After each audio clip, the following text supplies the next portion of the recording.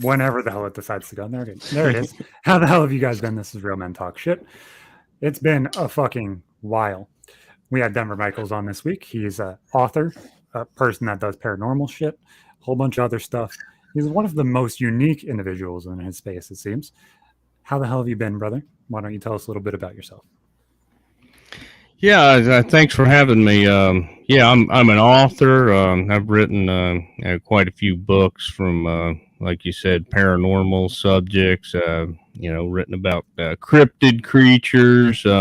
I traveled the country full time in an RV, so I've got on social media and in my books I talk a lot about some of my travels and cool places I go, weird things that I've visited, things like that. So I've got a wide range of interests, so anything weird, unexplained, I'm pretty much into.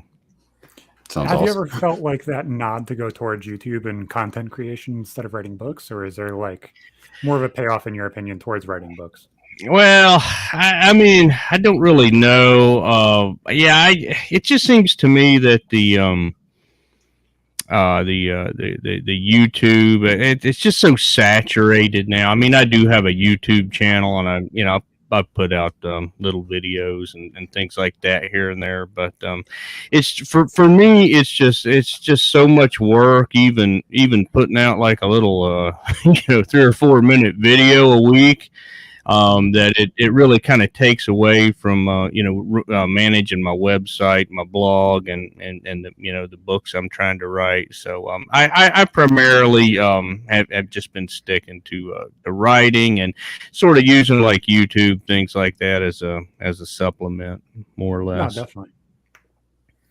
So how do you get started in a space like this?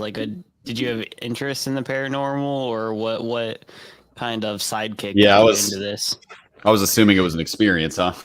Well, I mean that's what most people tend to think is it's an experience, and for maybe even for the majority of people, at least that write about it or get into it in a serious way, they had some sort of experience. But that's not the case for me. I mean, I didn't grow up in a haunted house. I didn't see a UFO as a kid or have a one of those life-changing experiences like that. But I don't know.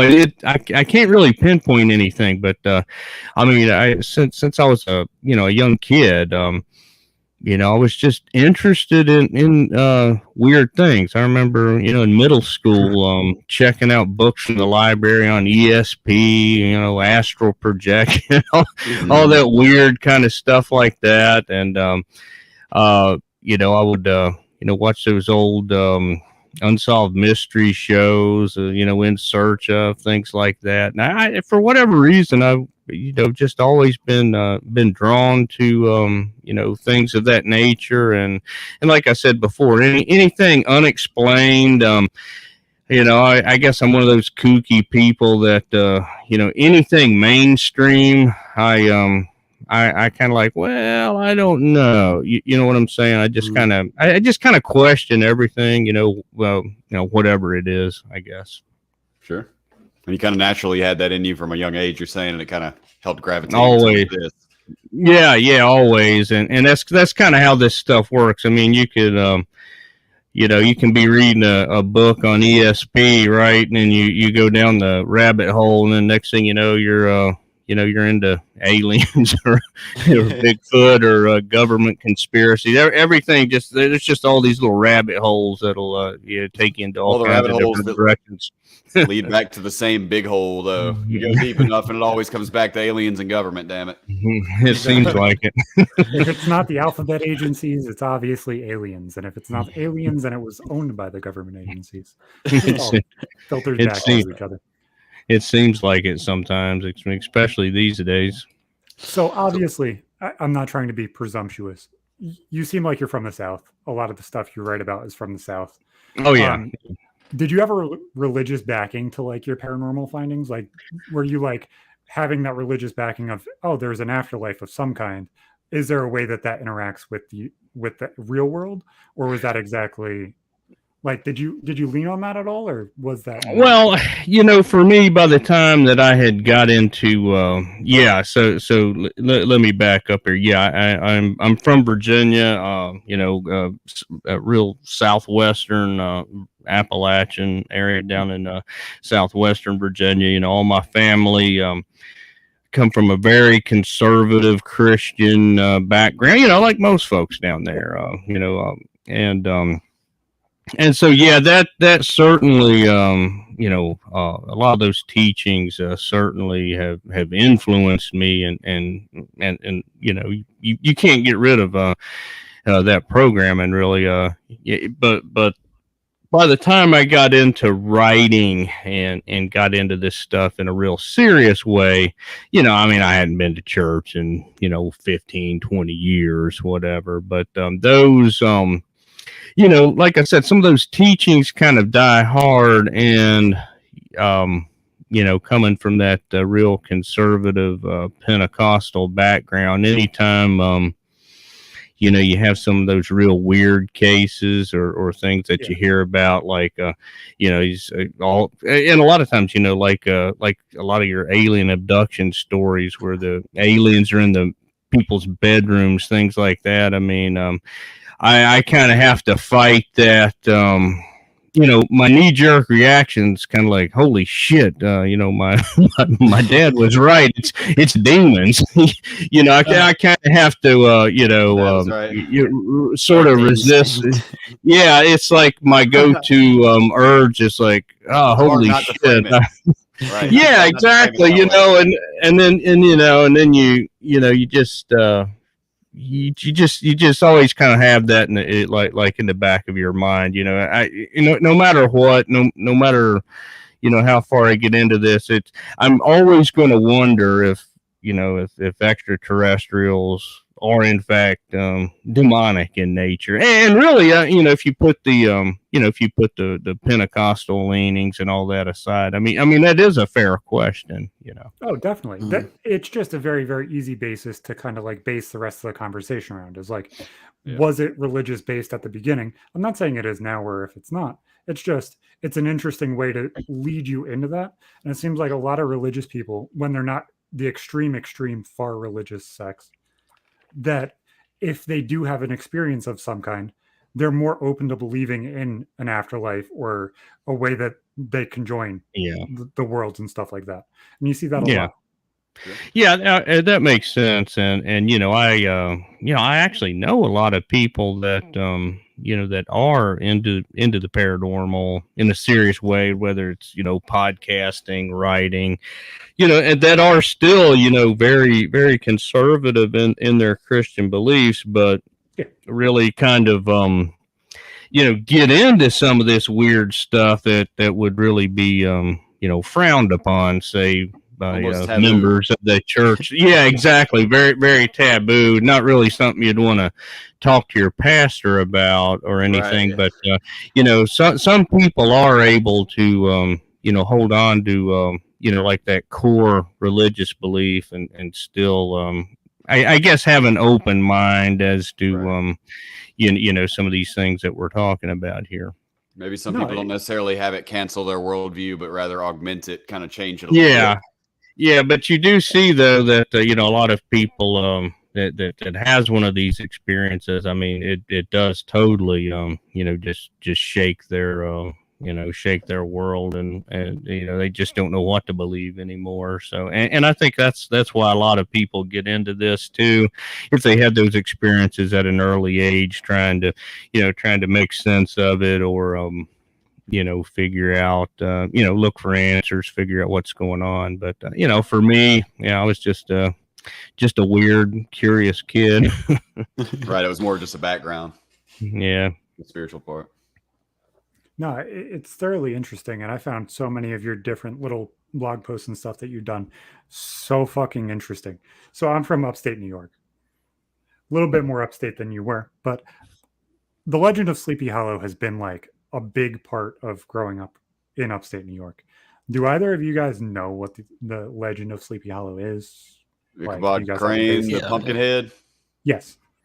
Mm, Supposedly vaguely. that happened like 60, 70 miles from my house. How's the actual legend Well. go? The dude got his head whacked off or something and replaced it with a pumpkin? I can't quite remember. I remember there was a movie about it.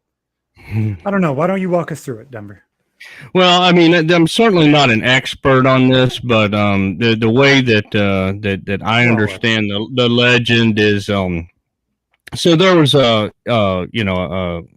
Hessian mercenary, right? The British used those German guys in the war effort, and I don't remember which battle specifically, but whatever. He got his head blown off by a cannonball, and so he was taken over to I guess he was buried over in there's a little village. It's actually a real place called Sleepy Hollow, New York. I didn't know that till I was up in the area, and I was kind of like, holy shit, this is a real place.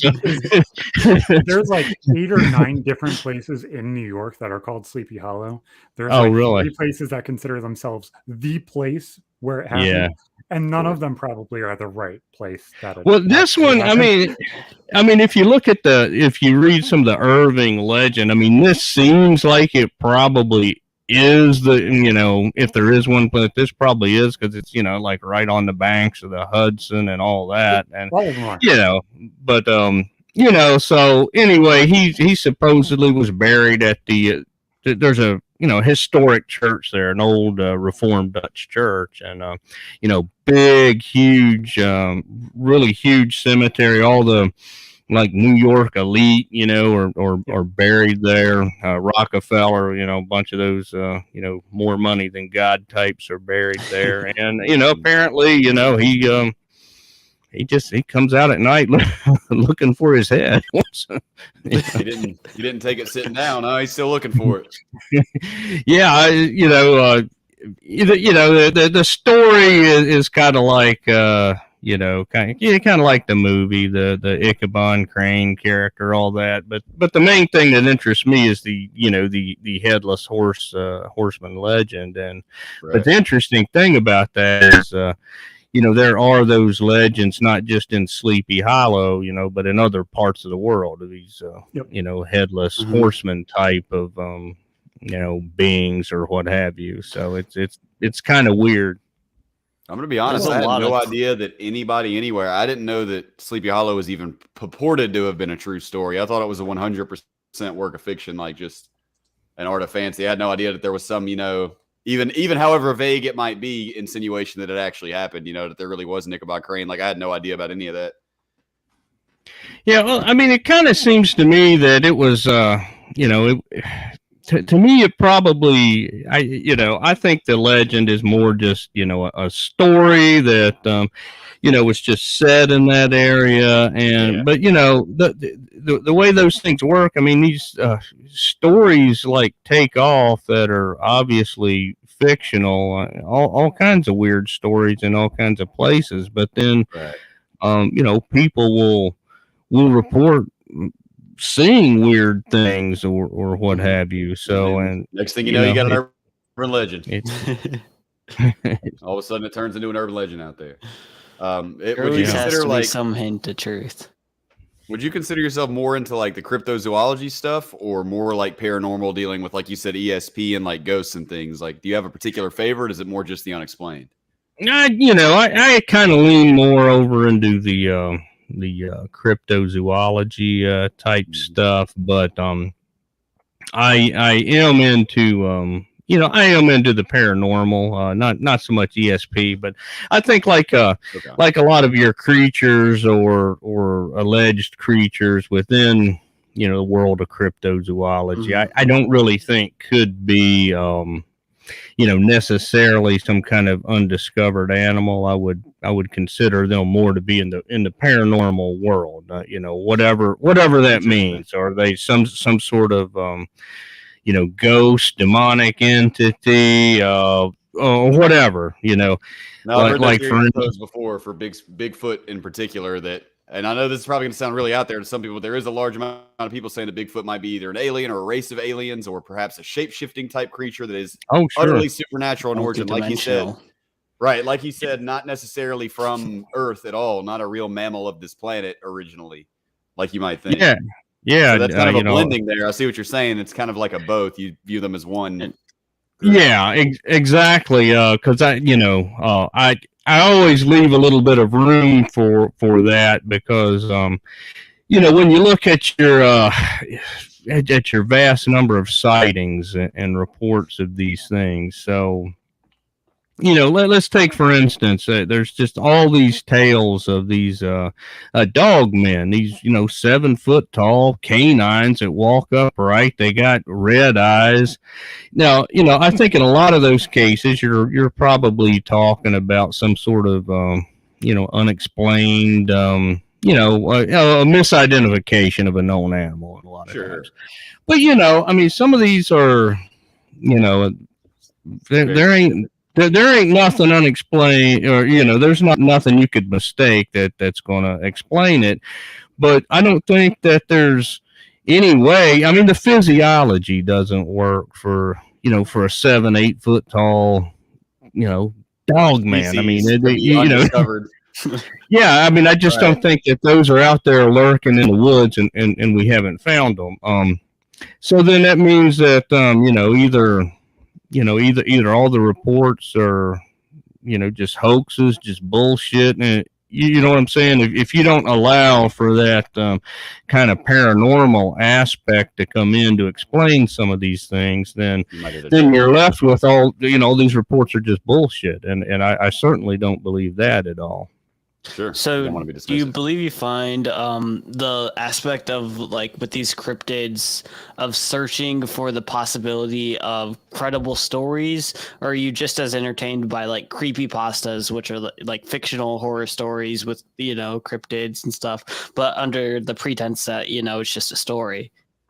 Well, I kind of prefer the I don't really like the creepypasta stuff as much because what happens is that stuff starts circulating on the internet, and then every damn group you're in on Facebook or whatever is reposting the same thing. It's like some bullshit story that was originally meant to be like probably fun and entertaining, but then gets purported to be truth, and then you see the same pictures recirculated over and over and over. Right.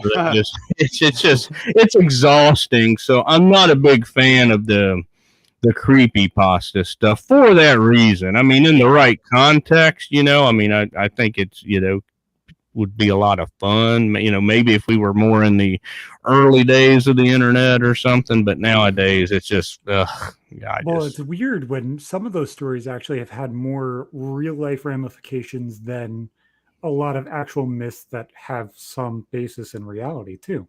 You have things like Slenderman where kids were killed because of it. Yeah. And how far creepypastas have gone. It's weird to look at it and be like, hey, they actually did something, which most people are like a myth, an alien. That's one person experiencing something. That's not going to hit national news. They're going to be seen as a crazy person. Yeah. It's weird to look at the difference of something like a creepypasta that actually does have influence on the real world, that people don't look at them as they're fucking crazy. It's just weird. Yeah, and it's like some of that creepypasta stuff. I mean, it does it. I'm almost 50 years old, so back in my day, my parents kept close tabs on me, like playing Dungeons and Dragons and things like that. But like kind of like what you're talking about, the way that creepypasta stuff kind of takes on a life of its own. It's almost like that stuff playing out in real life is the sort of thing that like my mom was actually worried about was like going to happen with me and my buddies, I guess, playing D&D when I was 12, It's weird because it's like, it makes you really realize that the farther you get into something, when you become a fanatic of whether it's paranormal, creepypasta, video games, in the extremes of those things, it all lies heavily in mental illness. So if you look at the extremes in creepypasta, the people that have killed people because of it, extremely mentally ill. You have the people that have followed Typically. myths and stuff that wear metal hats and tinfoil hats and stuff for conspiracy theories. They're probably rather mentally ill. It's weird how much that everything really kind of intersects at the extremes of being mentally ill. And it's weird to see that overlap in so many different individualized things and how it actually all kind of overlaps together. Yeah, and you know, like you've seen that in UFO cults, you know, like the Heaven's Gate folks, Heaven's Gate. and you know other cults, and you know the UFO community. I mean, they've had all sorts of you know cultish type things, and you know, so it is true what you're saying there. No, I don't know if Zach and Myth know this, but whenever I was a kid, I was super, super into cryptozoology. Did either one of you guys know that? When I was No. when I was in 7th grade, bro, I wrote like a 9-page paper explaining why the Loch Ness monster actually could be in there. Like I was talking about, like, I took the measurements of the underground caves, and I was like, it's perfectly plausible that a family of plesiosaurs could hide underground in here. Like, I was measuring, like, I was trying to solve the problem with the fact that there's not enough fish in Loch Ness to feed a family of plesiosaurs. That was kind of where I was at, but I left that out of the paper on purpose, and I got a B+ on it. But even though, like, that was obviously just a school thing, it really was a reflection of what I was super into. I was like really into like chupacabras. I kept looking for them online, and I remember finding some website that claimed that they had proved chupacabras were real. And this is why I'm so skeptical of the internet today. Thankfully, I spent a lot of time doing that when I was like 10 and 11, and it was like, hear a chupacabra's voice. And I was like, oh my God, somebody recorded a chupacabra. And I clicked on it and went, chupacabra. I thought you were going to come back with the normal, like, LimeWire thing. I did not have sexual relations with that woman. I promise. No, it wasn't like a Bill Clinton meme. It was just some guy growling into a computer microphone and saying chupacabra like it's a fucking Pokemon that says its own name. And I was like, I mean, are you serious? Did anybody out there fall for this? But I did still take it seriously, and that's the kind of stuff that people think of when they hear about cryptids and even supernatural phenomena. It's automatically dismissed, largely because of shit like that. So wherever that guy's at, thanks a lot for bringing the whole community down, man. You could have ran me off there.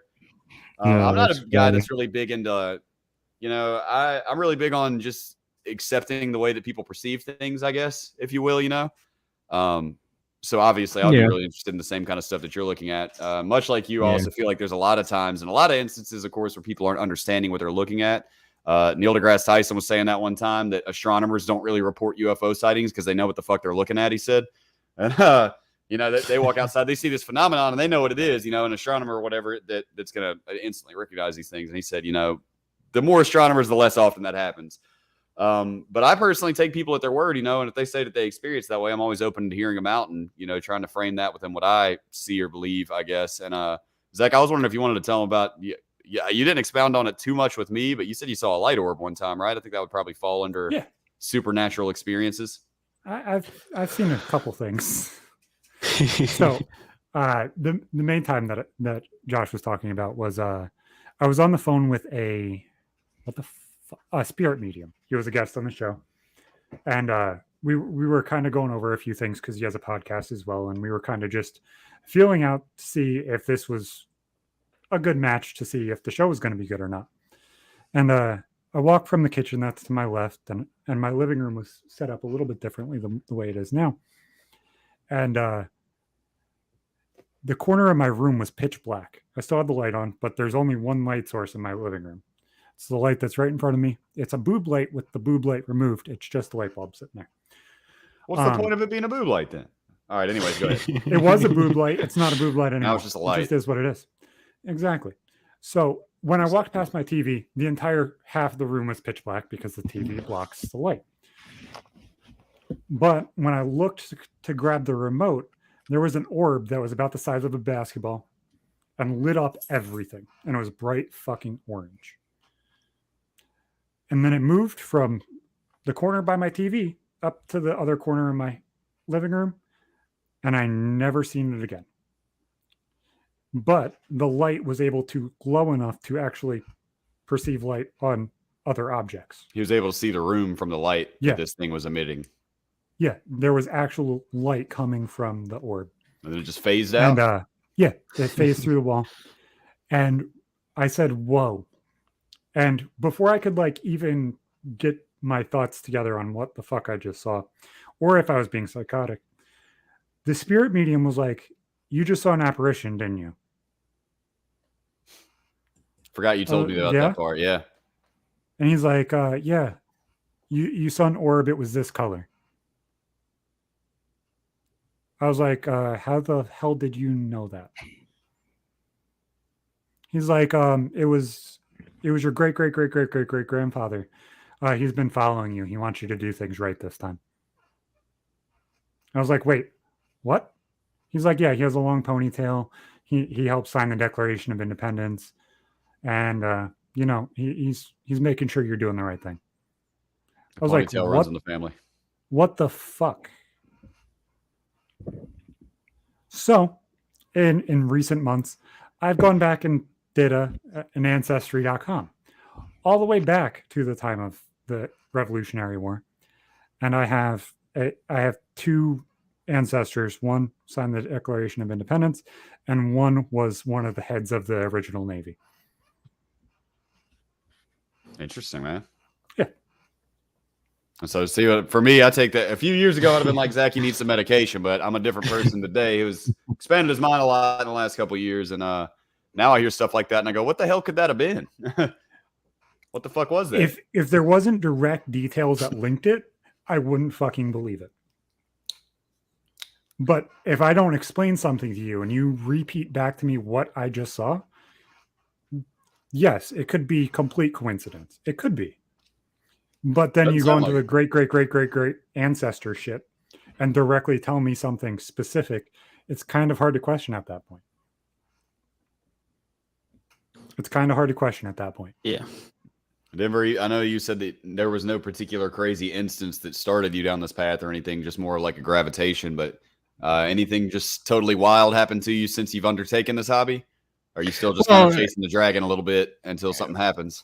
Well, no, I mean, I've had quite a few experiences, but you know, I'd like to touch on, you know, he talked about actually seeing an orb, and I've seen that myself, and that's why, you know, on all your social media and stuff, I mean, it's just, you know, it's not even worth posting a picture. I mean, because people just freaking kill them. You know, there's like two camps. There's a camp that just posts stupid shit with red circles and believe anything, and then there's the other camp that just you know, they're just going to piss on anything. And at the same time, they're like, "Oh, where's there's no pictures of anything?" Well, if there are pictures, you're going to piss on it anyway. So what difference does it make? But the you know, back to the orbs. Yeah. So the explanation for orbs and pictures, you know, there are water droplets, dust, insects, blah blah blah, and I think that's true in, you know, 95% of the cases. But you know, he saw an orb with his eyes, you know, not something that he took a picture of. Right? Right, and I have saw something similar, you know, at the Stanley Hotel out in Colorado, you know, which is renowned for paranormal activity. Sure. You know, in a dark room, I saw a purple orb. You know, it was about probably just a little bit bigger than a softball, I guess. And it was purple. It was like a real purplish color. And like I kind of like saw it appear, and then it just kind of like, you know, just kind of like, you know, it was just kind of like floating about 4 feet in the air, and, you know, moving in a way that nothing can move, and then it just sort of disappeared. And I'm just like, you know, holy shit. I mean, you know, it's like, you know, and you know, you can believe me or not. I don't really care. You know, I mean, I saw it, you know, maybe there's a scientific, logical explanation, you know, maybe there's not, but I mean, there's tons of people have, you know, saw things in that hotel that have scared the shit out of them. And, and, you know, you're talking about like, you know, like how you're, you know, kind of tend to take people at their word, and and like you're saying, astronomers, yeah, they know what they're looking at, but at the same time, when a guy like that does see something he can't explain, and there are those, fighter pilots, those guys. I mean, that's been all over the news these days. You talk about, most of your Bigfoot sightings, they're probably bears. Most of your Bigfoot tracks, the bulk of them are bears, where the claws didn't show through. But what about the ones that aren't? That's what interests me.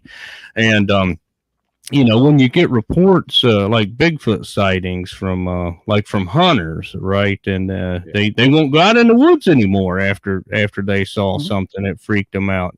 Somebody that's an avid bow hunter that's been doing that shit for 30 years is not going to mistake a Bigfoot and a regular old black bear. I'm sorry, it's just not, especially if he'll just leave his tree stand in the woods and not even come back and get it. So that's kind of what interests me in all this in all of this stuff, is those things that that you can't just easily write off as misidentification. Like I said, it's usually, it's probably like 5 or 10%, but as far as, personal sightings and things like that, I mean, when I was down in Florida, back in, I guess it was in March. It was either March or into February. I can't remember now, but I think I had a Bigfoot sighting, but I'm not. It's like, if you put me on a polygraph or put a gun to my head, that's what I think I saw. But I mean, you believe it or you don't. A flag in the sand about it, you're saying? Yeah, I mean, for me, but whatever. I mean, I didn't get a good glimpse of it. I didn't get a picture. I was going through some heavy woods, like on kind of, for people unfamiliar with Florida terrain, they have what they call down there these palmetto prairies, right? They're just real thick saw palmettos, about waist to chest high, and there's like no trees in them. But I mean, it's like real thick, and they'll just be like just acres and acres of them. But then there'll be like real thick woods, along the edges, things like that. And right on the edge of one of those palmetto prairies, so anyway, it's real hot. I'd been hiking real far back. This was like down in the green swamp area down there. And, I kind of took a break, got down on one knee, took my pack off, getting a drink, and like something caught my, out of the corner of my eye, and I just saw this thing. It looked like it was about, 6-7 feet tall, reddish, hairy, kind of like at, I guess like a 3/4 right position. And,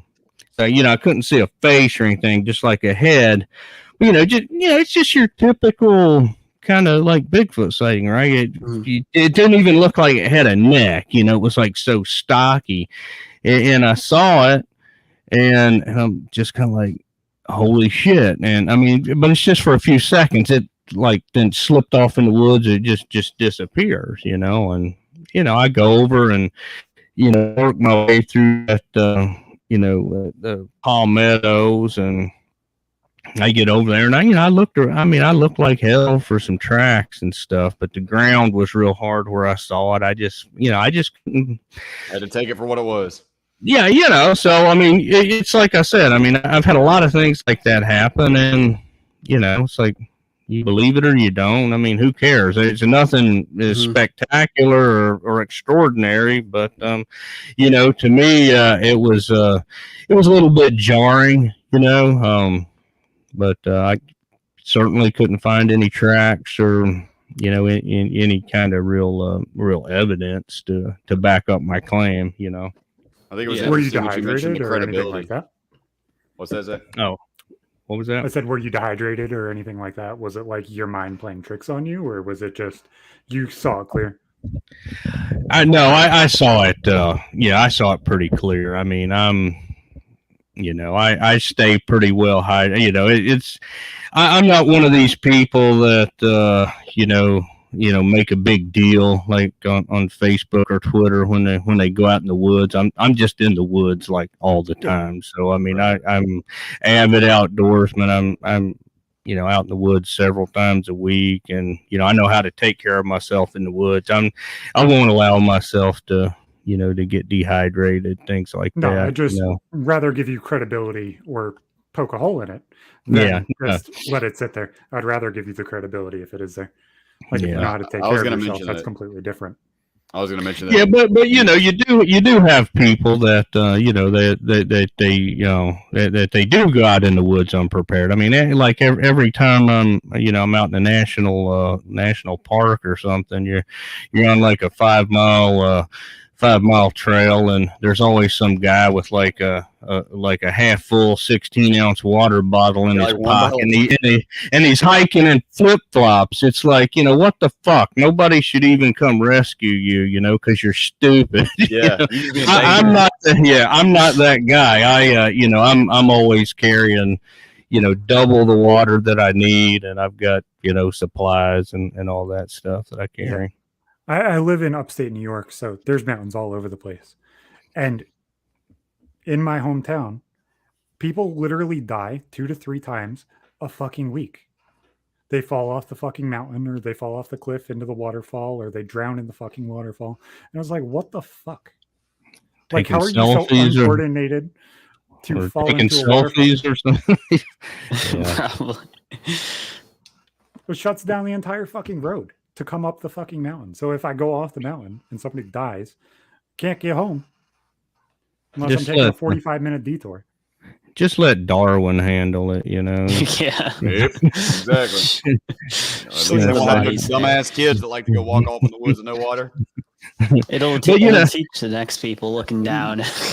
But you see that all the time. I mean, it's like I never really paid a whole lot of attention to it till I really started traveling a lot. But me and my son, a few years ago, we were down in Texas, down in Guadalupe Mountains National Park, and we were down there about the middle of June. So, down there, I mean, there's just hiking in the mountains down there are no trees. You're just under the sun, period. And I mean, it's just brutal. And I mean, it was like average temperatures, which is like 100. I mean, the only place where wearing a sombrero is acceptable. Yeah, and the humidity's not bad, but I mean, I was just shocked at all the idiots coming, up the trails and everything. Because it's like the hike that we were doing, it was like over a 3,000 foot elevation gain, so that's pretty hard in and of itself for a lot of folks. And, it's like a 9-mile round trip, so that's tough too. But, just being exposed to the sun, it's just shocking. I mean, I don't know how many people I saw that didn't even have like, even like one of those little cinch sack, pack things, I mean, they literally had, like, if they even had any water at all, it's like one bottle. You see people on that terrain like wearing Vans and like sandals and stuff. It's like, not built for it. Like, what are you, and I mean, I did some stupid stuff when I was young, but I don't think I would have set off on Guadalupe Peak with one bottle of water, I mean, and some flip-flops. I thought it was interesting that you called up credibility a minute ago when you were talking about how, like, most people aren't astronomers and might see a natural phenomenon and mistake it for UFO, whereas when an astronomer does say something about a UFO, for example, that obviously it has a little bit more weight to it. I was going to mention earlier, we were talking about the Bigfoot possibly, there's conspiracies or whatever you want to call it about Bigfoot, might be some aliens or time travelers or all of that, etc. Billy Corgan, the guy that is the frontman for Smashing Pumpkins, claims, and I read this a long time ago, that he saw a shapeshifter. He says that he went outside and at a night, I can't remember exactly what it was, and he thought it was a cat, came running out from behind a trash can that then morphed into the shape of something akin to a dragon and flew away. That's what Billy Corgan says. And at the time that I read that, of course, I was like, oh, I didn't know that Billy Corgan used to do that much acid. But now I'm looking back, and he's very adamant to this day from what I've read about it. Last time I heard about it was about 3 or 4 years ago. And last I saw, he was saying that he thinks it's the same thing as Bigfoot. when you compare, Billy Corgan, who's a rock star, and I'm just going to go on a limb here and say most rock stars probably have tried mind-altering substances. And they very well might do copious amounts of mind-altering substances. They might have a little bit of some perception issues. But then you take things like you were mentioning about the fighter pilots, man. Karis, my wife and I recently watched one of the videos of the fighter pilots locking onto the UFO. And I don't know who all has seen that video, but that was astonishing. It took the guy several tries with military equipment to even lock on to that thing in the sky. And when he finally did, you hear an entire row of military men cheering because this thing was going so fast they could barely catch it. And completely outrageous. It was moving faster than anything that we know of, nothing that we have publicly admitted we have. And I take military men's testimony very seriously. Historically, apparently up until very recently, they've been shunned and covered up for saying that they saw Foo Fighters, which is apparently the old slang for them seeing UFOs in the sky or light orbs, etc. Or outright claiming that they've been right next to aliens, etc. Yeah.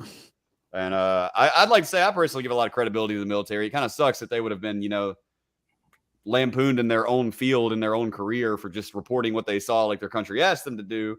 But it's definitely something that I feel like is going to make people take things like this more seriously. It's a lot different when you got everybody with tinfoil Hershey's Kiss hats on in their basement talking about the aliens are coming. And then you have a footage release like this that is an authentic. The government has said this is real. Mm-hmm. We don't know what the fuck that thing was, or at least they're claiming they don't know what it was, but it's very shocking footage that is very much authentic. And I guess I hope to see a changing tide here. I guess Tom DeLonge is finally laughing. Tom DeLonge from Blink-182, everybody said he went so crazy with this alien shit. And then time and time again now, all the stuff that he was saying was going to happen has been happening. So, yeah, he might have got kicked out of the band, but I think he feels vindicated at least. You are using Billy Corgan, a man who wears leather skirts, as a way to promote credibility. I don't think that's the most credible way to get credibility. No, I've seen a few men in skirts, and all of them are kind of pieces of shit. But that's a terrible thing to say, but okay. I was making a joke about my dad who wore skirts. It was a rib, but that's just one, not all of them. I mean, damn, man. Yeah. So, whatchamacallit? I do want to say, I think we did talk about that, the military footage with Wendigoon.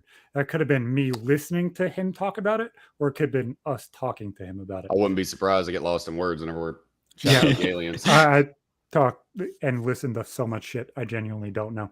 And I don't interact with the chat 99% of the time. Your dad sounds gay, dude. Like 50%, kind of fruity. So I completely lost my train of thought. Like I was in the woods a lot as a kid too. So like looking back at this shit, like adrenaline runs high all the fucking time. So do you feel like when you're in the more extreme kind of hunts or doing more extreme things, do you feel like that level of adrenaline makes you more available to see things because obviously you're paying a little bit more attention? It's a theory. Heightened senses, sort of. I suppose it's possible, but kind of like any of your listeners there that have done any, I don't hunt anymore. I was an avid hunter back in my and I don't get mad at people that do hunt just because I don't anymore. But back in my 20s, I was an avid hunter, bow, big time bow hunter. And, I do remember that real, kind of being locked in that real heightened sense. But, back in those days when I was, I don't really, really remember seeing anything strange. And, like when I'm out in the woods now, I mean, that one sighting or maybe sighting that I had down in Florida, that's really the only thing that, as far as sightings go out in the woods, I mean, I've ran across a few tracks and some, I mean, to really run across anything, whether it be, tracks or any kind of other supposed Bigfoot activity. I mean, it's the exception, not the rule, to find something that really blows my skirt up. So right. No, definitely. Like I had two major experiences, like anxiety wise, with that, and I never saw anything. But like I could definitely see where I would be Yeah, more available to see something. Like yeah. I remember predator hunting, and all you see is black, and you hear this stupid fucking speaker that's 50 feet away from you. That's just screaming, and you hear all the shit moving around you, and you're like, "How the fuck do you do this? Do you just like randomly shoot at the sound, or like what the hell are we doing?" I'm 8 years old and trying to put pieces together and figure out what the fuck we're doing. And then I remember being like 7, and we hiked like 3.5 miles, and I sit down, I fall asleep, and I wake up, and a turkey's like 10 feet away from me, and it gets shot as soon as I open my eyes. Never really had that level of anxiety ever in my life after that. But it's a good theory. I've mentioned before, and I don't mean to be the guy that's over here claiming he saw tons of shit because I ain't never seen any Bigfoot or anything. But one moment that you mentioned Denver, people see things and have crazy moments in their life. I did see some lights in the sky whenever I was 15, probably just a month into being 15 or so, when I was down in my hometown, Natchez, Mississippi. And it really was a profound moment for me. It was really led me down a very strange, long, and winding path that ended up being spiritual, believe it or not, even though it was the opposite at first. But I have to say that, as Zach mentioned, adrenaline in those 5 seconds that that experience was happening, it kind of felt like about 10 minutes because I got horrified to the core in a way that I've never been. So, I mean, I don't really know why I was scared, I guess. It's not like I thought anything was coming down to attack me. It was just such a perspective shift, I guess. Yeah. To be this kid that was just so stuck in like my ego. And even though I was only 15 or whatever, I was drinking and smoking and I was just like a little shithead kid. And to suddenly look up and see that and not really think about America anymore, or like the country that I live in and start thinking about it universally. I don't know, man. It was a perspective shift that was a lot for me. And the adrenaline definitely, it added up. I remember that incident a lot more clearly. It's not like I went into shock, I guess, because I remember it quite clearly. But man, the few seconds that it was felt like a really long time. And that's because my adrenaline was slamming.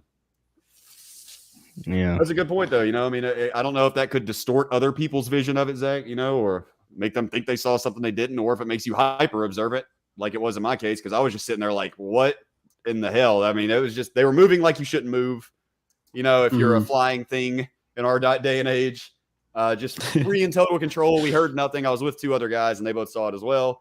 And we pretty much never talked about it again. I don't know if, it hit them, impacted them. I don't think I hardly ever even spoke to those guys again. There is kind of like a strange feeling you get when there's something that doesn't make sense. Like you see something and you're like, gravity doesn't work like that, or things don't usually move that way. That's the main thing that I felt from it when they were flying in a V formation and then they suddenly grouped up, and it's just something that was just too smooth, too quick, and too coordinated for it to have been any kind of fighter jet or pilots or anything. They were just too fluid in their movement. It didn't make sense, Just like you said, like my brain wasn't processing it right because I was looking at it and no, this isn't real. This can't be. That's not how life works. Yeah. I don't know if the adrenaline actually had anything to do with it or not, though. I don't think the other guys gave a shit. I doubt that they were very affected by it. But the next thing that I knew, I was on the internet reading about the history of the Earth and shit like that and UFOs. And I was all the way down the rabbit hole very, very quickly. Within like a week, I was like a whole different person, I guess. It didn't inspire me, though. I didn't go out there and start trying to look for more. I mean, I guess it inspired me in research because I started reading a lot. I started reading a ton about aliens or whatever that might have been. And I had all kinds of crazy theories because I learned it from the internet. So I was like, oh, maybe they were time travelers or God only knows what, like maybe it's us from the future and all kinds of crazy stuff. But it still led me down a long, winding journey of at least studying a lot about the universe, if nothing else. I got really into physics and got the worst Albert Einstein tattoo of all time on my leg. That is not the worst tattoo of all time. That is one of the best tattoos. It's pretty bad. It's both. That's what makes it. It's one of the best because it's one of the worst. It doesn't really look like Albert Einstein, but that's where that all really stemmed from, man, because before that, I was just some Mississippi kid, that was kind of just a knucklehead, ne'er-do-well. And seeing that really kind of changed my perspective for me. I don't really know how to put it, man. I became a lot less concerned with just me, and what was going on in my city, I guess. It kind of made me a space head, I guess, if you will. Well, that's cool, though. I mean, different people are affected by these kind of things in all kinds of different ways, and that's cool that it that it had that effect on you. Yeah, I was totally shocked to the floor by it, man. It really changed my perspective on it. And as much as I didn't feel inspired to do anything other than try to read to understand it, I can definitely see why people feel compelled to get out there in the field. I just basically took it as that's never going to happen again. Does that make sense? I didn't think about trying to, look further into this or trying to recreate something. We're trying to or Tom DeLonge. They say he sits all night in the desert with night vision goggles on. It ain't that heavy for me, I saw the shit and it is what it is. And so basically all I had left as far as I was concerned was to try and understand it. If I couldn't, if I couldn't prove anything one way or the other, I could at least try to understand it, which I don't still, I guess. Still don't have any that's actually, sort of, where I'm at with everything. I'm super into all this stuff, but, I'm not the guy that, that it's my life's goal or my life's work to obtain some sort of evidence of a lake monster or convince people about Bigfoot. I don't. I entertain all kinds of kooky theories. A lot of people get mad. They're like, "Oh, you guys that believe in this paranormal crap, you're giving the rest of us a bad name. That's why science won't take us seriously." And I'm like, well, I don't care if science takes us seriously. I really don't give a shit. I mean, you're not looking for validation. No, I'm not looking for any kind of validation. I think this shit is cool, and I like to write about it and blog about it, and you either like my blog and my books or you don't. I mean, that's it. I really don't. I don't take myself too seriously. I don't, and I don't mean it as far as like taking this stuff seriously, that I don't take people's accounts seriously. I certainly do. I mean, a lot of people, confide in me with things that they've seen, but, the point I'm trying to make is I'm not looking for any sort of, I couldn't care less if the scientific community ever comes around as far as this stuff goes. That's not why I'm into it. I'm just I'm just a guy that likes that likes to explore these weird things, and to me, the guys screaming about the paranormal guys giving the community a black eye. Well, it's easy enough, right? Just go get some indisputable evidence, and nobody will have to care what I think anymore, right? If you just quit worrying about what I'm doing or what I'm writing about, and just go get some evidence. I've always found it really interesting, in my opinion. And I was somebody that once subscribed to this belief, so I guess I'm really out of touch with who I was as a teenager. But like the concept of, and this is particularly rampant in like people that are absolutely diehard against supernatural occurrences, which I've always found interesting. I went through that phase when I was 15, 16. Then by the time that I was 17, I kind of wore off of it. I realized it was kind of outrageous to dedicate your entire belief system to saying other people's belief system is wrong because they experienced something that I didn't. I thought that was kind of whack after a while. Like, why is my whole identity rooted in saying you people who experience something are all wrong? But my arrogance there, in retrospect, was saying exactly what you said, which is that where's the proof? Where's the science? Where's the evidence? We would have found something. And now that I'm older, I'm clearly saying that whenever you're dealing with things that might be of a supernatural phenomenon, science, you got to be real arrogant to think that we figured everything in the fucking universe out. Exactly. We have perceived every possible force and every concept of life imaginable in this entire universe, which means that there's nothing supernatural. Like, bro, you got a big dick trying to tell me that there's nothing supernatural in the universe when you've only been on one planet. You know what I mean? Right. You've been on one spot, bro. You really don't know much more than I do, my friend. So you can sit here and supernatural, I don't believe, and all that. Okay, I mean, that's arrogance to the perceived. Like, right. But and when we're and to expand on that, I mean, when we're talking about like shape-shifting fucking dogmen, things that not only people see, but all kinds of cultures around the globe, from time immemorial have, I don't know that that's solvable by science. Right, sure. By nature. I don't know that I don't, because a lot of people are screaming about science. Well, how do I set up a repeatable fucking experiment to gather data on that? How do I test that? I don't think, and I'm not saying that, you should not use the scientific method to try to figure out what you can. But, when you're talking about, aliens breaking into people's fucking bedrooms and stuff like that, and that ties back to the old incubus and succubus tales. I think that's all probably kind of intertwined in a lot of ways. I mean, where do you go about how do I set up a way to gather data, find repeatable patterns? Because the thing is when you do tackle it scientifically, what you find, well, it's not just people that have this personality type or this or that. It's people of all socioeconomic backgrounds, all races, ethnicities, religions. It just spans people from high school dropouts to people with doctorates. All have these weird experiences. So I've always felt that thinking that we could really solve this stuff, from a scientific perspective, is I think it's wishful thinking. For a lot of this stuff that we're talking about. Definitely, at least in this day and age, because one way that somebody put it to me one time, as far as supernatural things go, and spirits and things that have been reported all over the globe since time immemorial, since before we even were able to write things down and keep records. Humans have said these kinds of things, and by nature they're going to be outside. Somebody put it to me like this: imagine having a radio in medieval times. They're going to have no fucking clue how it works. They're not there yet. They don't have the tools. They don't have the measurement. They don't have the technology. They're just not there yet. Does that mean go back and tell them about radio waves? What are they going to tell you? Whatever. I don't believe in the supernatural. You think that waves can just travel through the air and make sound come out of a speaker?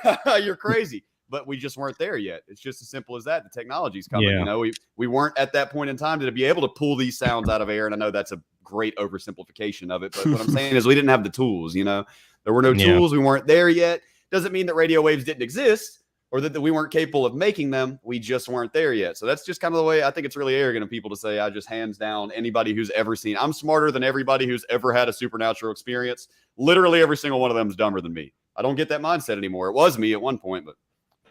Yeah, well, I think that mindset's somebody at every point. Is there will be at some point that you don't believe in something, and at some point you will, and you'll go through a roller coaster of believing or not believing, regardless of what the hell you're talking about. It'll go through waves, and even if it's feelings or emotions or normal life shit, it either is there or it's not there, and it comes and it goes. Like, you can't just say it's a direct path of you either believe or you don't, because it goes. There's going to be times where you question yourself regardless of what the hell you're doing or what the hell it is. And then there's sometimes where you're like, well, there's proof. There's proof right there. And then you'll forget that proof 6-7 years down the road, and you'll be like, and then you'll question it again or not believe in it at all. I think in particular with dealing with things that we would call paranormal or supernatural, I believe a lot of those very well could be and might be universal in origin, just something that we don't really understand. I remember watching something, I think we talked about this recently. Brian Cox, the physicist, said, I'm guessing he's referring to how gravity plays out. I don't know exactly what math he was referring to, but he said the universe was flat. You remember I was talking about that not too long ago. And he said that that's pretty much the one shape that it should not be. He said that if anything, that our universe should not be flat. It should be at least a little off somewhere. Flat, He said that the only implication to that, the grander implication of seeing a completely flat universe, is that perhaps we're only literally seeing a fraction of what is actually here. Perhaps we are only perceiving evolved to need to perceive, which is food and water and shit here on this planet. We didn't, whatever astral realm that people have referred to since time immemorial. Some people say an Akashic record. Some people say the astral plane, whatever you want to call it. It's been around forever, I don't remember what my main point with that was. Well, think of it this way. Even if it's a flat surface, it still could have thickness to it. Yes, that would make it so way it's not technically a flat surface. Sure. But if it has depth, it would explain a hell of a lot more than what you think it would. Perhaps it could. I would imagine that he has an explanation for that. I doubt that Brian Cox was stunned by it, and it's that simple. If he himself was like, yo, what the fuck? It's probably something outrageous. But it did, he did say that it was an implication in his mind that we're only seeing a fraction of things. And I've talked about that analogy of if you see an ant walking back and forth across a string, it looks like a two-dimensional thing, but really there's another dimension there. It can walk sideways around that wire, and you can't perceive that. It's too small of a dimension from a distance for you to perceive. And that was something that I was, watching a video on. And so when people say other dimensions, people are like, oh, bro, you're crazy. You're talking about, upside down and Stranger Things, walking in some crazy dimension when it's literally just a spatial dimension. And we're just not capable of really understanding what that might mean, Well, we to don't have an extra one. We don't have math that works with that yet. So that's a big thing is that we don't have the tools to perceive it. So at this point, it's all just fancy and pussyfooting around, as far as science is concerned. So obviously another thing you do, Denver, is folklore and local myths and kind of stuff like that. I figured it'd be fun to kind of like dig back into our childhood and kind of hear one of the myths that you guys heard as a kid growing up of like your town or whatever the hell.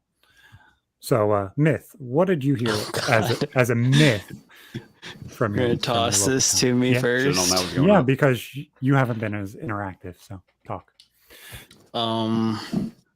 I can see you zoning into chat. Turn chat off and talk. The myth of my I don't even know what was the myth of my childhood. I need a pass. Okay, Zach, if you have something prepared. I mean, you talking about just like local urban legends? Yeah. Well, we had a Bigfoot in the town over, big time. I mean, it's been on the news for 30 years. The town over from me, Taylor, Mississippi's had a Bigfoot out there. And of course, I'm not saying I've seen it or like there's a Bigfoot out there, but I mean, like by local legend, by news reports, there's been something out there in Taylor. I was in a car one time with a bunch of friends, and I'm not going to pretend like any of us were sober, but I was looking down at my phone and my friend halfway veered off the road, hitting the brakes. And 3 of the people in this car screamed and said there was something 8 feet tall that walked across the street. I didn't see anything. But like all 3 of their reaction, including the braking of the car, was all perfectly timed. So it would have been a weird troll. That same friend that was driving that car, his dad said he saw it in the late 90s and was like a little obsessed with it. He was out there with a rifle all the time. But other than that, this one's goofy. I actually talked to my wife about bringing this up because I was like, I wonder if Denver would have ever heard of like crazy, like one-off little local urban legends. I doubt it. But the Doghead Man in Tupelo, Mississippi. Yeah, Doghead Man. That's it's a very, very difficult to grasp concept. Doghead Man, right? I know this is gonna sound crazy, but it's like a man, but his head is a dog. And apparently people have been seeing him in Tupelo. It's a local urban legend to keep your kids from going outside at night. And people say they saw the Doghead Man. In my hometown, though, no, we were all too stuck up in that college town. I'm from a college town, and they all act all arrogant. They don't believe in none of that, There's the wacky little towns next to us. That reminds me of that stupid fucking Super Bowl commercial from like 4 or 5 years ago. The baby. Oh, the baby monkey puppy. Yeah. For what was that Mountain Dew? Like the dog-faced pony soldier. That's what you're talking about. I got you. I haven't seen that. You haven't seen that, Josh? Well, we'll have to show you that sometime. That'll be great content. But yeah. So the myth that happened in my hometown was not a creation of somebody's imagination. It wasn't anything crazy. It was about a lady, and she would back at this point, my town had one strip mall in it. It had an Ames, it had a fucking Family Dollar, and it had a Grand Union. That was it. And like a pizza place.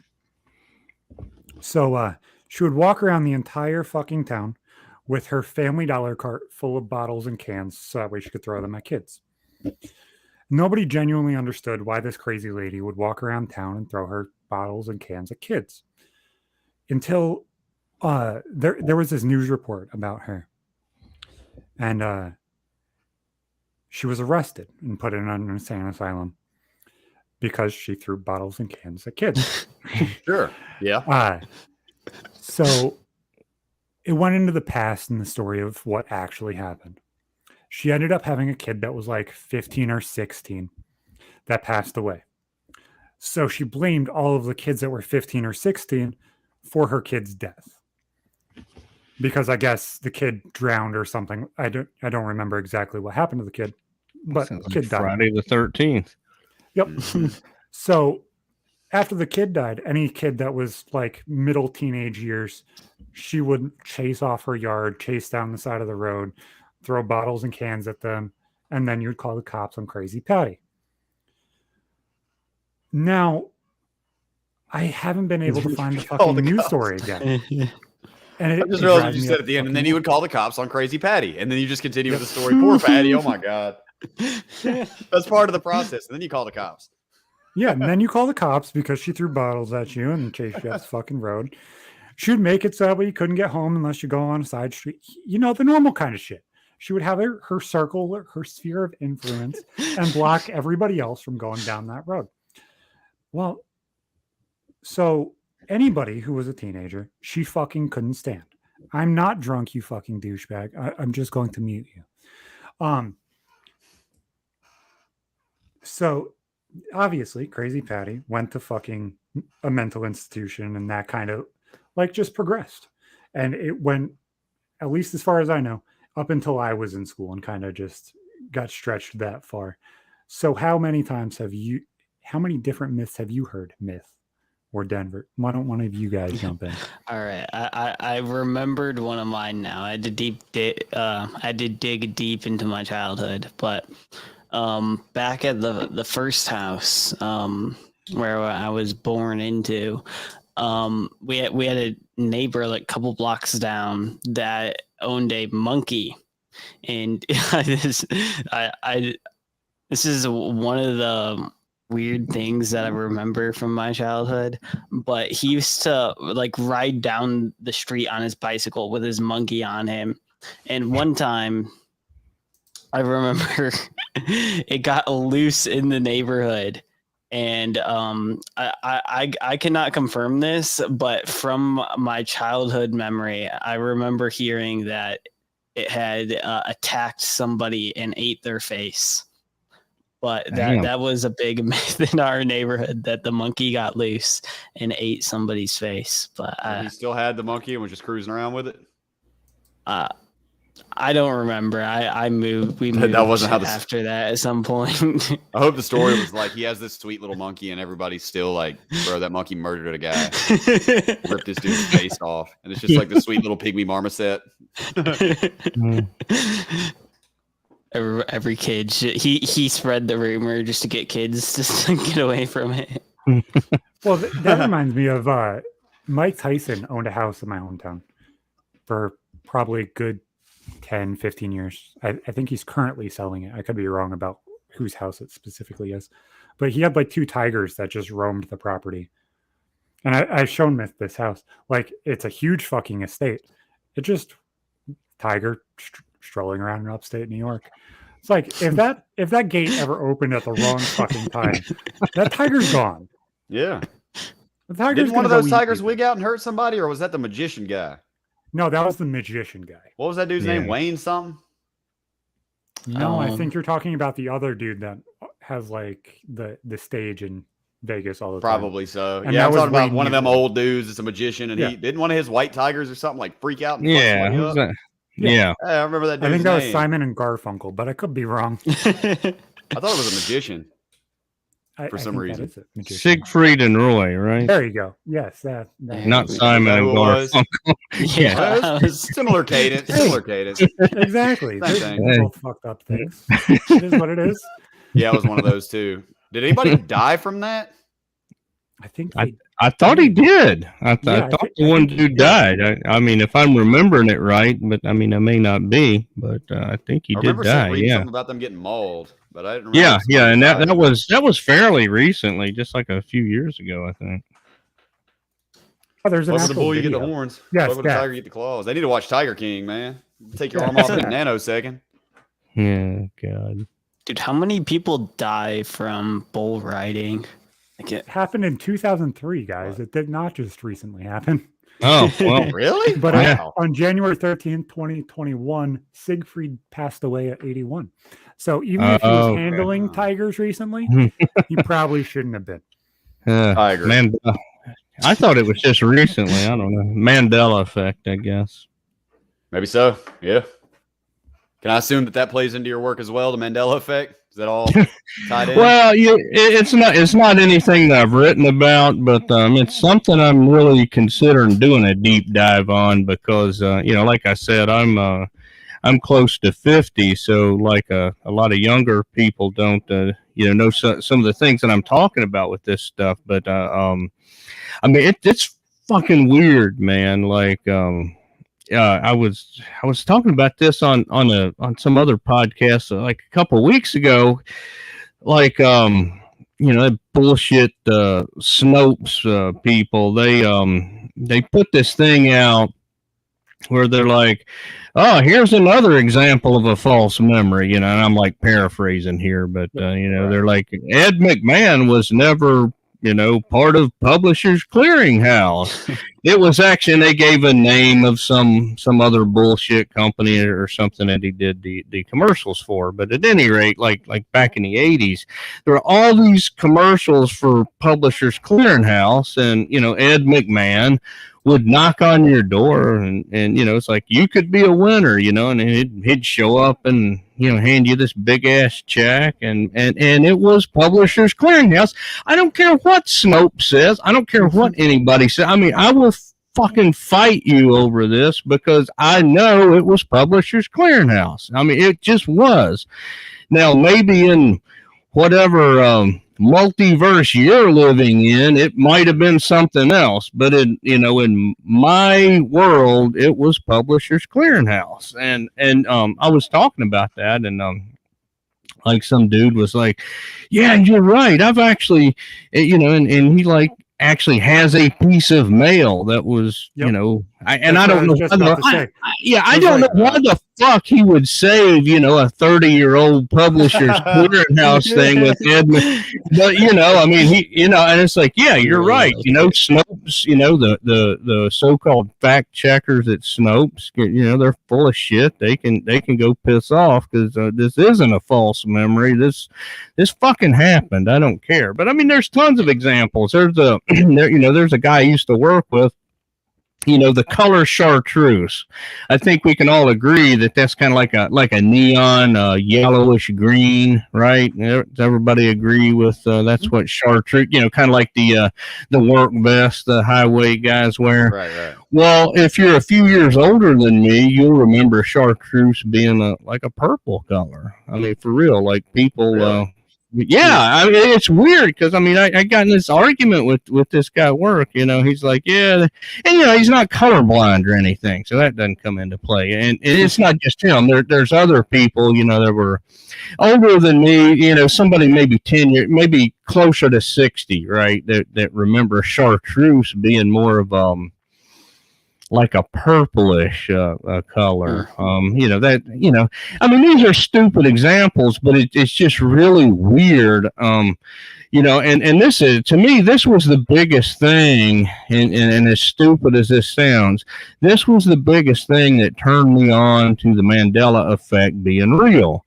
The word dilemma is spelled what? DILEMMA, right? That's how you spell dilemma. Well, not back in my day, it wasn't. Back in my day, in the multiverse that I lived in, it wasn't with two M's. It was with an M-N-A, like dilemma. I actually said that one time. I don't care what No, I don't care what anybody fucking says, okay? Because like me and my buddies, I don't remember if I was like, if it was like an advanced 5th grade word or more like 6th grade, but it was around in that late elementary, maybe going into 6th grade, but I think it was more like 5th grade, but whatever, 4th, 5th, 6th grade, who cares? But the point is that, that's the way that we remembered to spell the word, for our vocabulary test. We would sit and, be like, wow, I've really got a dilemma on my hands. We've got a vocab test tomorrow. That was kind of like one of those tools. And why the fuck would I remember that? Why would I just make that up? Why would I have this device to spell a word wrong, right? That's stupid. Right. Now I know this doesn't prove anything, whatever. But I could sit here and talk about tons of things like that, like these colors that are like, like the Publishers Clearinghouse thing really pissed me off. It's like Snopes is, I hate the social media fact checkers. I just fucking can't stand that shit. And it's just like it's just like Snopes was just trolling me, just gaslighting me, I just wanted to like grab somebody, it pissed me off so bad because it's not a false memory. I mean, we used to spell dilemma.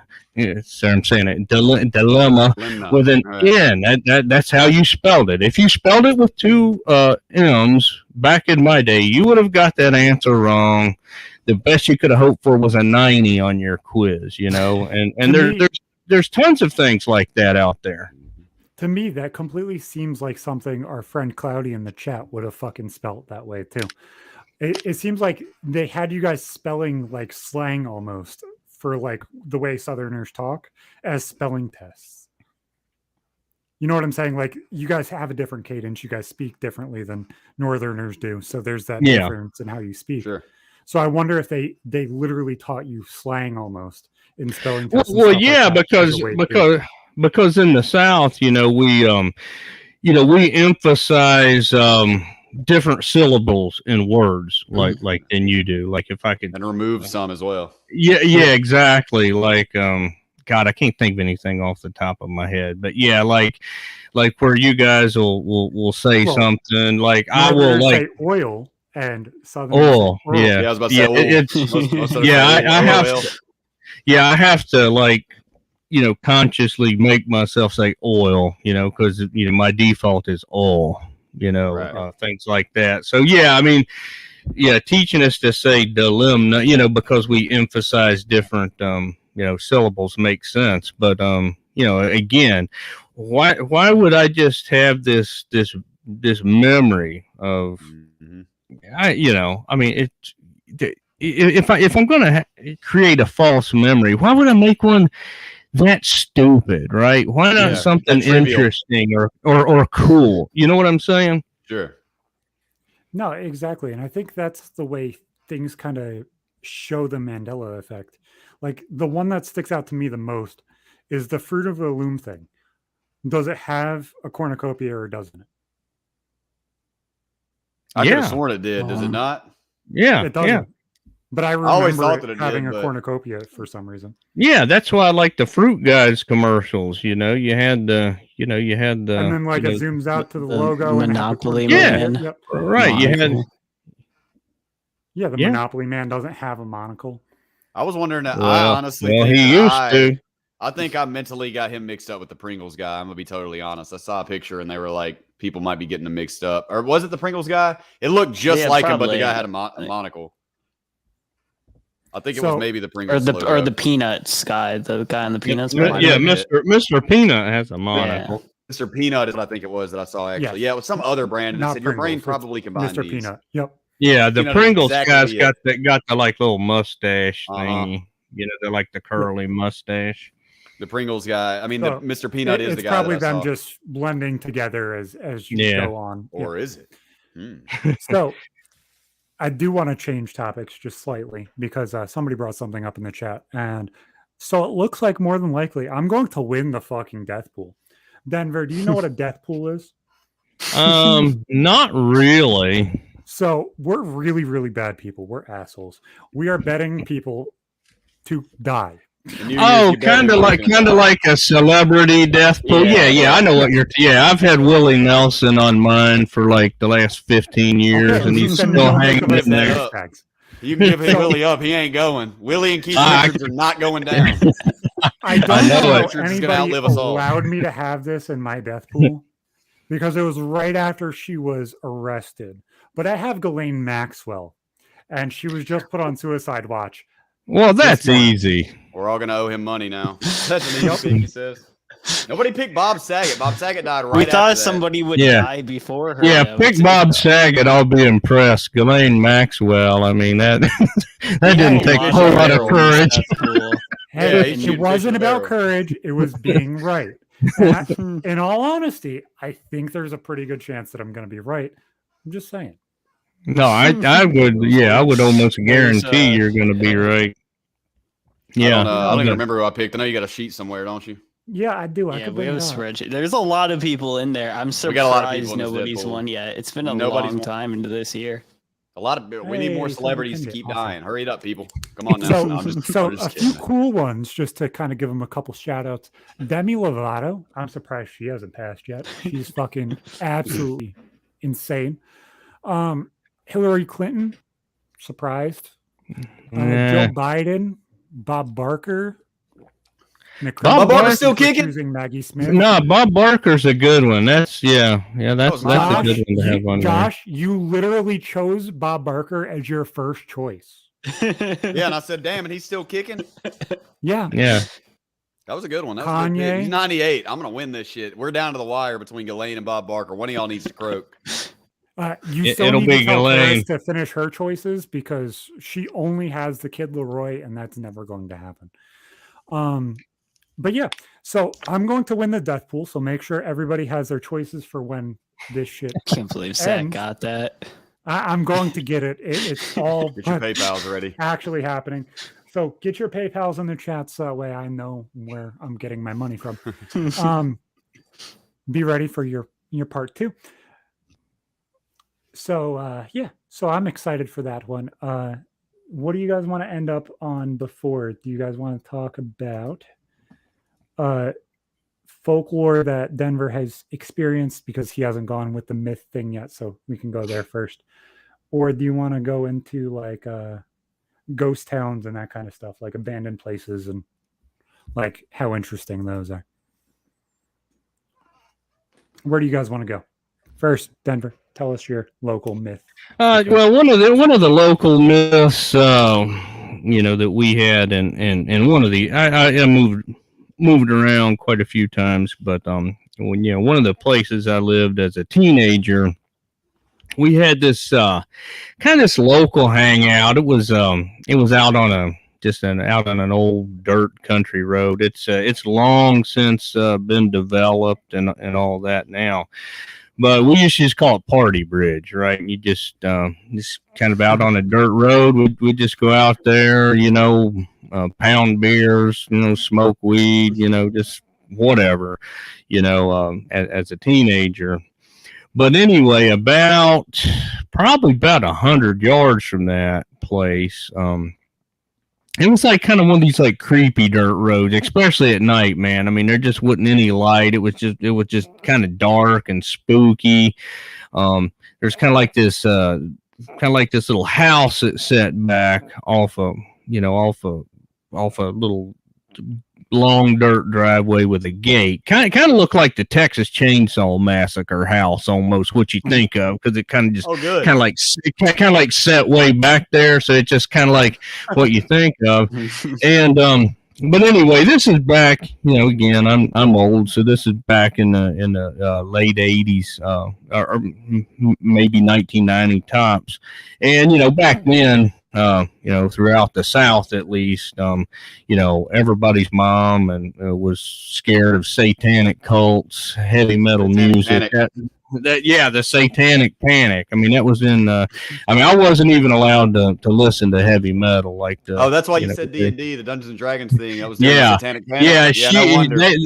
My parents would let me play it, but I'm telling you, they kept a close eye on me, and any music I listened to, if it was rock, my mom would, make sure it wasn't, I wasn't getting any Slayer or Megadeth, cassettes. So anyway, long story short, the local legend was at this, creepy old farmhouse, this kid had, I guess went crazy and killed his family, and he killed his mom, his wife, not his wife, his mom, his dad, and his sister with an axe. So like everybody was real scared to like to even walk off in the woods and like take a piss or something, because that was like the adjacent property to this bridge. But of course, I mean, I didn't really think a whole lot of it till I kind of like started getting into this stuff, and I was kind of going back and was like, hey,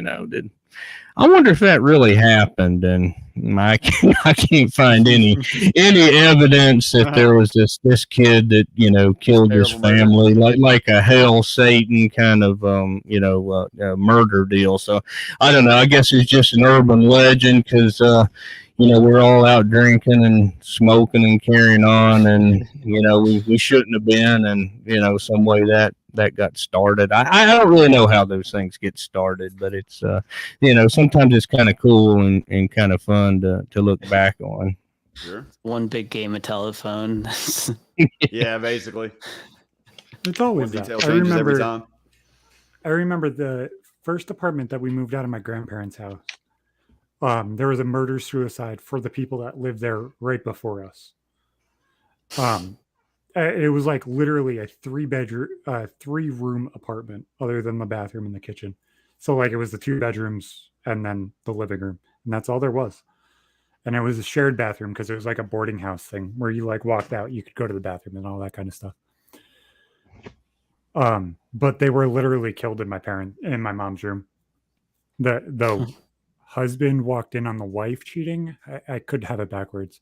And then it was kill the significant other, kill the wife, and then kill themselves.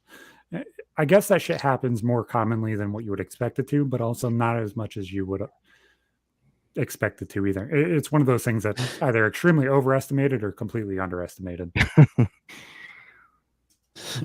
How was your mom just like completely okay? Did your mom have to get used to sleeping there? I have no idea. I was literally like 2 at this point. Like it was like my first memories of a place. I could remember the location. I could remember the hardwood floors that were super glossy. I remember like the movie bin that they had for all the boarding house people to share movies. But I don't remember like a full unique story. My mom said I got it right, but that's like all of the details I remember. So like I could assume that it was probably hard to get used to feeling able to sleep there, but I have no idea. I don't think I was there very much. So where do you guys want to go? I was wondering what you meant when you were talking about ghost towns. Yeah, what did you mean? Like literally like abandoned towns? So I have a ghost hunting story, but first I want to go into Denver's history with like going into ghost towns and stuff like that. Which a ghost town, if anybody doesn't know, is a town that was abandoned by a whole bunch of people and that kind of stuff. Normally, either it was something fucked up happened here and everybody decides to leave, or it kind of just gets abandoned slowly as people just migrate elsewhere. So Denver, you posted a blog about one, so why don't you kind of tell us a story about there, wherever you want to go? Yeah, and this, I included in one of my books. I got a book called "Strange Tales from Virginia's Mountains," and I cover some cryptids in it, and then I cover some weird history, and then I just got like some miscellaneous tales in the book, and one of the sort of miscellaneous chapters is this ghost town in Virginia called Lignite. And basically, it's like kind of just in the middle of the Jefferson National Forest, west of Roanoke. Kind of, I mean, when you're out this way, you're not close to. I can't even really think of any population centers around. It's in out in the middle of Botetourt County. And basically, there's just this. You'll go driving on this road that kind of cuts through a section of national forest. Just like that old rutted out dirt road, and you really need to go like in the wintertime when the leaves are down. but you'll go around this bend, and then you'll just see like all these random foundations. And what happened was there used to be an old iron mining town there. A lot of people don't know this, but Virginia, back in the day, was a really big producer of iron ore. Haven't done any since like the 40s, but for the South was the leading producer of iron ore. Like during the Civil War, and then after the Civil War, they ramped up their production again. But iron mining, and most Virginians don't even know this, was a big deal, especially in the in the mountain areas. And so there was this town, I forget the company then, but now it's Lucan Steel up in PA owned it, and they had a town set up there, and they did all this open pit mining. It was really a thriving town, and they had like all these rail cars that took the iron ore out. They had a post office, they had a movie theater, but I guess it was like around 1920. The company found a better, easier vein up in Pennsylvania, so they tore most of the buildings down for supplies, and basically everybody moved out, and a lot of like local people kind of squatted in the in the houses for a while, but by the 1950s the National Forest had taken over this parcel of land and kicked them out. And then basically everything just grew up, and by the 1990s, I mean, like nobody even knew it was there, and it was just kind of like a stroke of dumb luck that the Forest Service was doing a controlled burn in the area, and when they burned off a lot of that underbrush, they're like, like holy shit, there's all these foundations, and they brought in James Madison University from Harrisonburg came down and kind of surveyed the place, and then one thing led to another, and they kind of recovered the old records from the steel company and everything. But that's amazing. I know history, a complete city just it is, and that's one of those things that I think people really don't realize how common this is. And I mean, and what I like to say is we don't know what we don't know.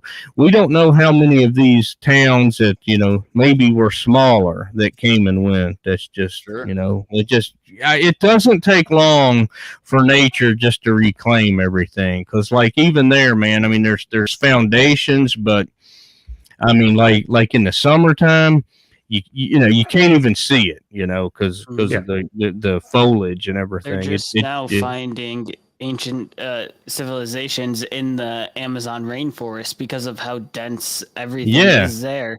And there was these explorers that wrote about these great big cities, and then they were just chalked up to tall tales, because when they came back, everything had grown over, and now we're finally using this like radar scanning technology to find them and map it out throughout the such a dense jungle.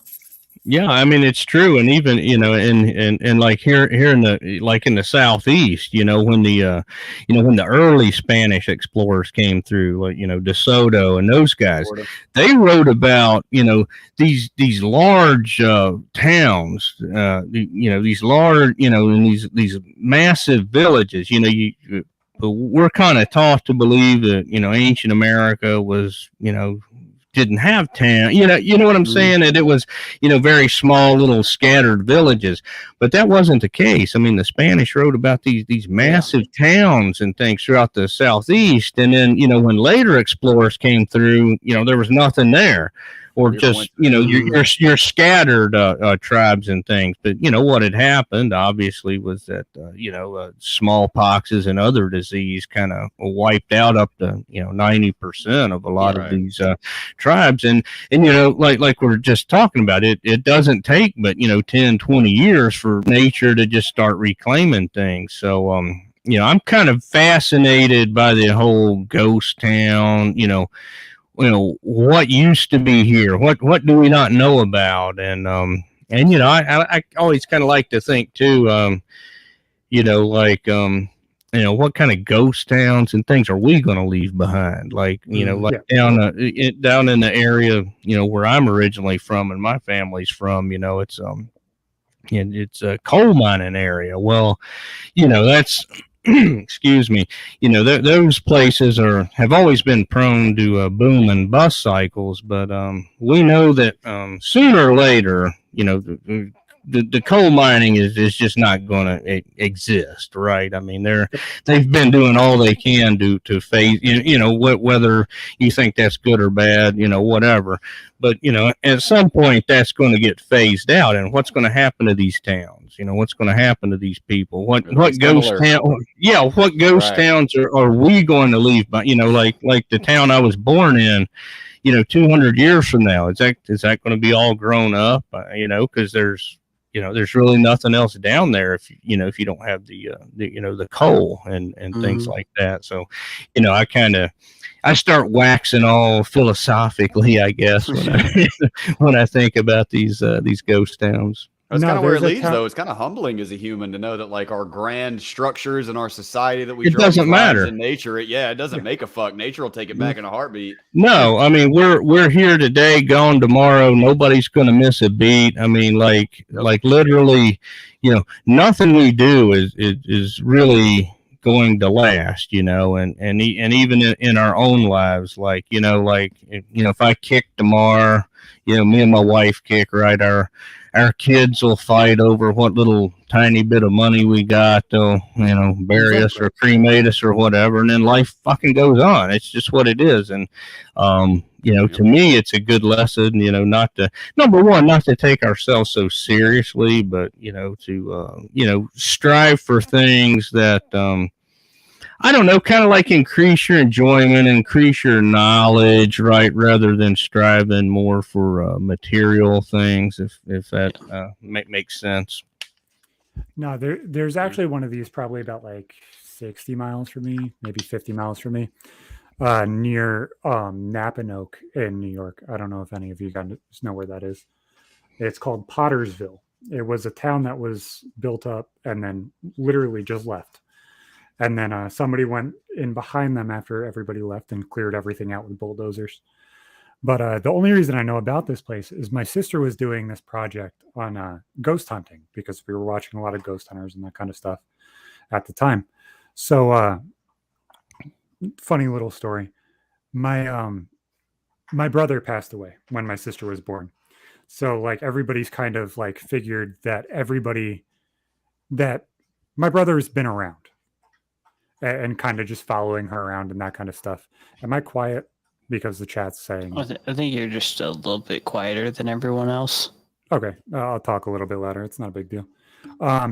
So when he passed, everybody kind of figured that he was still around, regardless of when the time was. So when she started doing this project for Ghost Adventures and stuff like that, they sat in my sister's room and was like, "Are you still here? Blah, blah, blah, blah, blah." And my littlest sister, because I have two sisters, said, "I'm scared." So my mom, without missing a beat, said, "Then get out." Just like really, really pissed her off for some fucking reason. Just like we're doing school projects right now about ghosts in the middle of the day. Get the fuck out of the room, you idiot. So they went and investigated Pottersville as well. But I think that story's hilarious. And it's not a negative mom one. It's just my mom yelling at my sister to shut the fuck up and get the fuck out of the room. So obviously, go check out Denver on all of his social media platforms. I believe his Twitter is at Denver Michaels on Twitter. We close out every single show pretty much with one of my fucked up, crazy family stories. So I tried looking for the audio clip of that because there was an audio clip at some point, but I could not find it. I went through all of my files on Facebook, all of my files everywhere, and I couldn't find it. So make sure to check out Denver. Buy his books on fucking Amazon, everywhere they're found. Check out his website. So I posted something in the chat, so that way you guys can come up with a story that you guys want me to tell. I did put done next to the ones I did, so that way you guys aren't kind of just free floating and choosing a number. Okay. Thank you guys for all coming out. It's been a fucking blast. But I figured you guys would want like 2-3 minutes to kind of figure out which one you guys want. Even if you guys want to talk about it openly about what the titles are, it's not going to give it away what the fuck I'm going to tell anyway. So. Usually we have the guests to pick, so you can either go through and look, or you can pick a random number, however you want like to do it. Yeah, and as my mom just said in the chat, there was a crying in the recording of the recording that they had next to his grave as well. Because they did one at the grave site, they did one in Potter's Hollow, and then they did one in my sister's bedroom. And the only thing that they caught was crying at his grave site. So what do we have to pick a number? Yeah, anybody choose a number. I don't give a fuck. How about 14? 14. That one's called getting drop kicked in the balls. Oh, Josh, you're logged in as me. I was really confused when I saw my own name highlighted or something. Wait, really? Hey, yes, you're signed in as me. Oops, you're signed in as... No, you're fine. I don't give a fuck. I mean, obviously, I wouldn't have been able to do it in the first place. Identity theft is not a joke, Josh. Yeah, Josh, why the fuck are you... Listen, the real question is, what was your dog first pet's name and your mom's maiden name? That's the real question. I was trying to get to you about your car's extended warranty. All right, that one's called 14 is getting drop kicked in the balls, Zach. Yeah. So my sister thought it was fucking hilarious to run around and kick me in the balls. And I think that's normal for every sister, but you know, no, shit gets a little more extreme. That didn't work at my house. So she just thought it was funny, and from like the start, my mom always taught us to, you know, if the person's bigger than you, just kick them in the balls and run. If like an adult comes up to you, and so that got pushed on me too, I guess, because I'm bigger. When my sister's fucking still like 5'8" and I'm 6'4", she thought it was hilarious to run around the house and kick me, and she would die laughing. And it came to a head when we were being babysat by our neighbors. This bitch was like maybe 360 and like 5'10" ish. She had no teeth in her mouth, and she, I believe, was paranoid schizophrenic. Oh, I guess my mom said she was 5'3", but she was like a good 360. She was a larger woman, and she was paranoid schizophrenic. And she was babysitting us at the time. And she ran the house extremely weird. She sat on the couch the entire time until this specific thing happened. First off, she body slammed me into the blow up mattress that was in my sister's room holding all of her stuffed animals. And then I stood up and went to walk out of my sister's room, and my sister ran, and how the living room was set up was the couch kind of made a hallway running into my sister's room. So she ran into her room and swung into her room and drop kicked me as I rounded the corner. And I dropped really, really fucking hard. It was like a gravity slingshot around the moon, right into your balls. Like everything just went around the corner and just, you know, she was 40 pounds, but 40 pounds flying and running fucking hurts when it's square right in the dick and the balls. Yeah. So your dick is square. I couldn't talk for a good 5-10 minutes. And babysitter's looking at me. She's like, Zach, what the fuck do I do? Do I put her in timeout? Do I ground? She gets grounded for like an hour, man. Like, what? So she legitimately put my little sister in timeout for a fucking hour. This special needs bitch just had no idea, coked out of her mind, seeing people. Just said, you know what? Go to timeout.